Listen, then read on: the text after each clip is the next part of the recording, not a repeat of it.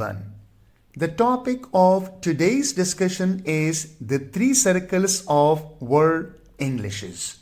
In my previous lecture, I talked about the diffusion of English into diaspora. The first diaspora was migration and the second diaspora was colonialization. So how English spread and it became a global language. First, that was through migration, and second, that was through colonialization. And today we will talk that how English exists in world today. So English exists in three different circles according to Kachru. That the first circle is called inner circle, the second circle is called outer circle, and the third circle is called expanded circle. So we will talk in detail about these three circles in which English exists today in the world. Let's discuss this in detail. Kachru introduced the three circles concept of world Englishes. It is an interpretation that rests not only on a valid historical view of the spread of English, how English spread historically. As I told you that first that some people migrated from Britain to New Zealand, Australia, and some other parts of the world, right? And then they took English themselves and they settled there. And then English became the mother tongue, or those countries also became mother countries of English. So that was like historical view.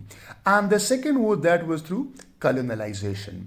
When the British made colonies, right, in different parts of the world, or they occupied most part of the world in 19th and 20th century, and in this way English also spread. So that is like some historical view of the spread of English.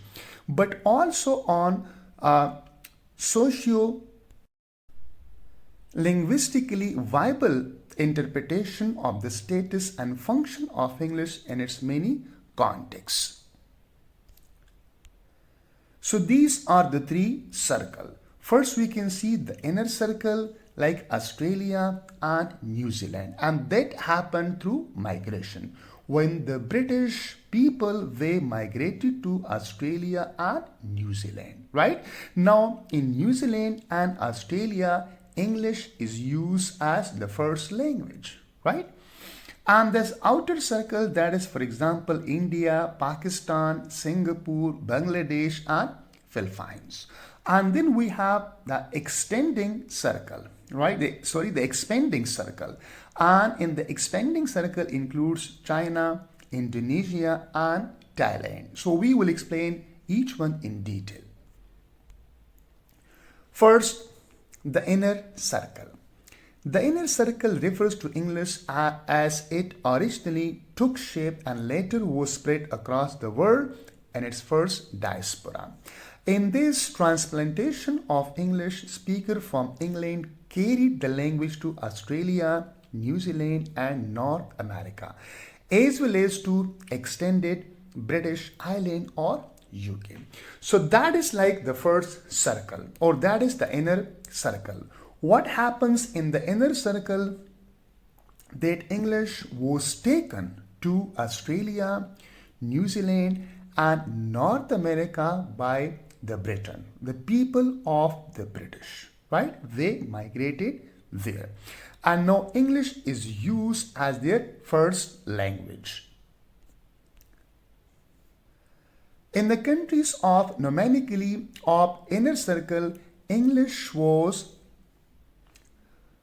primary need with the exception of Canada, the sole language of education of officialism and society at large. So here we can see that English was the primary, indeed the sole language of education. So Canada is exception here, right? So the sole language of education of officialdom, right? Like using officially, and of society at large. Now its stability in this position is a matter of fact to the point that, for example, the US Constitution made no mention of it as an official language. To the exclusion of any other, the status of English simply did not have to be mentioned. Why this happened? Because it was spoken widely in the country, right? As it is mentioned here that it was an society at large, an officialdom, right? Officialdom, society at large, and it was the language of education and the primary language. If you talk about Pakistan, right? So Urdu is not spoken at large, not everywhere. That's why Urdu was made the official language of Pakistan, right? In the constitution of Pakistan, right? Official language or national language. English is also official language and Urdu is also, right? But we can say that the national language of Pakistan, that is Urdu. But if we talk about like in America, so English was the primary language and large number of people spoke it. And it was the sole language of education and officialdom, right? So that's why that in the US Constitution, it is not mentioned that English will be the official language of America. You can see here official language to the exclusion of any other, right? The status of English simply did not have to be mentioned. That is because that it was spoken as the primary language by the people. Now, the second one is the outer circle now. The outer circle of Englishes was produced by the second diaspora of English, which spread the language through colonization in Asia and Africa. As I mentioned in my previous lecture and in this lecture introduction, I told you that the second diaspora consists of colonization. When most parts of the world were colonized by who? By British, right? In Asia, in Africa, and including Pakistan, India, Bangladesh, right? Nigeria, and some more parts of Africa. So again, that some of the official administrators, educators, they came here and they controlled the countries. And in this way, the English spread in these countries. So this was accomplished by a relatively small number of users sent to parts of the world far removed from the society where English was the medium of daily use. So these people were sent and they were far removed from the society where English was the medium of daily use. For example, they came from England, right? So that English was the daily use language in England, but not in those parts where they were sent. Yet because of the imposed economic, political and military realities, English became the additional language for many indigenous residents of the countries such as India, Pakistan and Nigeria, right? So now you can see that because of what? Because of the economic influence of the European countries of the England, and political, because politically the country was strong, England was strong, and it occupied most parts of the world. Economically, it was a very powerful country, England, that time, and also military reality was there. So English became an additional language and people got education in language. They had access to higher education through English. And many indigenous residents of countries such as India and Nigeria. The outer circle continue here. Now the British Empire later crumbled away, and that was like in Pakistan came into being 1947 as well as India. So we can say in the mid of 20th century subcontinent, there the British had to leave subcontinent, right? And some like in 1950s, some 1960s and some 1970s. That was like the second half of 20th century. So the British Empire later crumbled away, but English did not. It had made itself indispensable, and it is still indispensable in those countries which the British made them colonies, right? So in the multilingual and multicultural nations and regions like Pakistan, India, because we are multicultural people, India, multicultural people, right? And multi-region, which were its newer homes, English took on function which other languages had not performed. Other languages, local languages, did not perform or did not achieve like such position as English achieved. For example, in some places, English became a medium of higher education. So no language achieved this status to become the medium of higher education.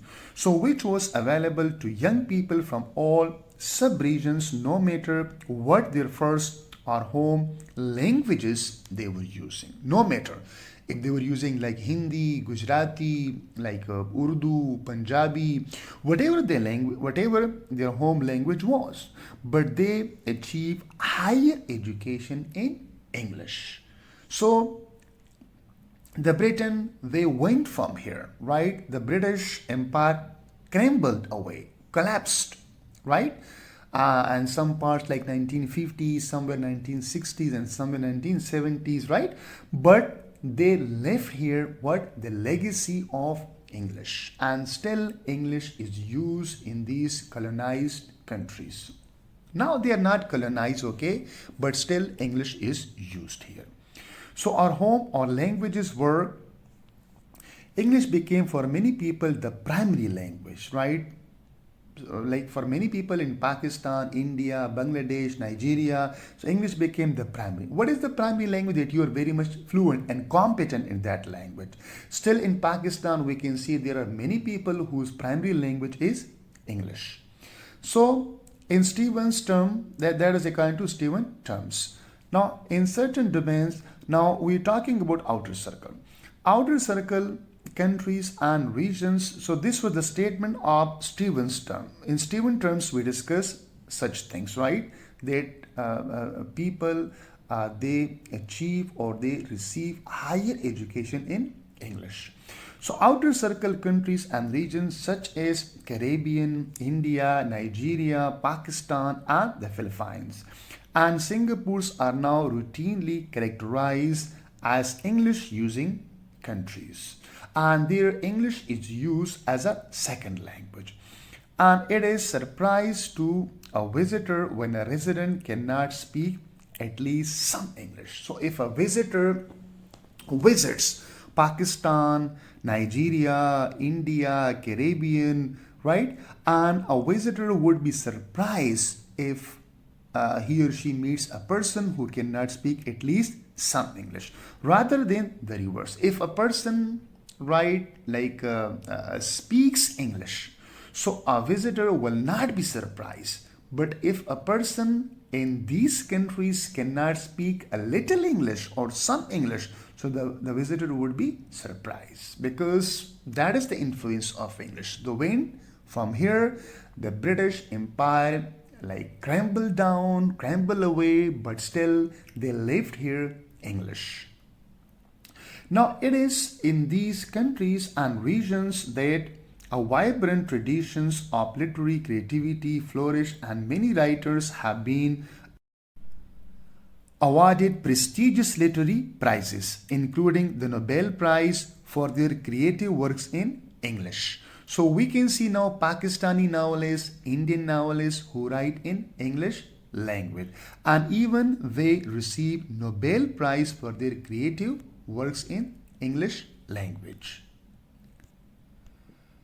Now here we will talk about the expanding circle of world Englishes. So the expanding circle represents the further diffusion of English propelled by the political and economic influence of British and the USA in East Asia, Middle East, and Latin America, in addition to Europe and the island nations of the world. Now, in the expanding circle of world Englishes, the diffusion of English propelled by the political and economic influence of Britain and USA, and particularly USA emerged the most powerful country politically and economically. So because of economic influence and political influence, English also spread in East Asia, Middle East, and Latin America. And now we can see that in China, in Japan, and in Korea, people also learn English, right? Because English, it became like a global language now. right? So, in addition to Europe and the island nations of the world, in the nation of the expanding circle, English has limited roles in public life. So English is not used in these countries like in China, Korea, and Japan as an additional or second language. It has a limited role. Basically, in higher education, in science and technology, and very restricted functions in personal domain. This, however, may be changing as more and more nations in Europe and Asia are adopting the policy of introducing English at early stages of schooling to compete the global technology and service oriented market. So right now that in the expanding circle, English has limited role in public life, basically in higher education, in science and technology. Still, in science and technology, English is not used. In higher education, English is not used, right? And in public life, English is not used. So it is learned as a foreign language, right?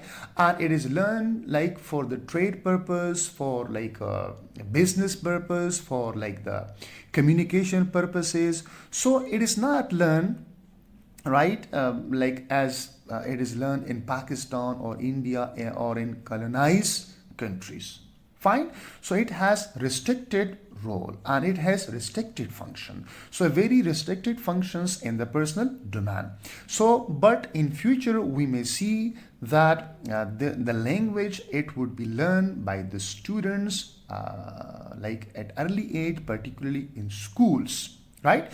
So we can see here in the last 3-4 lines that this, however, may be changing as more and more nations in Europe and Asia are adopting the policy of introducing English at early stages of schooling to compete in the global technology and service oriented market.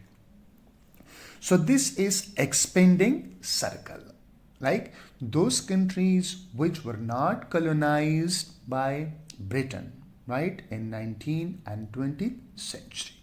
So because of American influence and because of British English influence, the English is also like expanding or using in these countries. But it has a very restricted role here.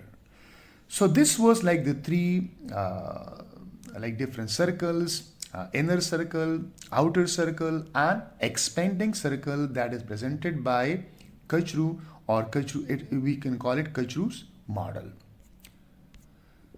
So thank you so much. It was all about this lecture, and here we talked about the three circles of world Englishes, how English exists in the world today.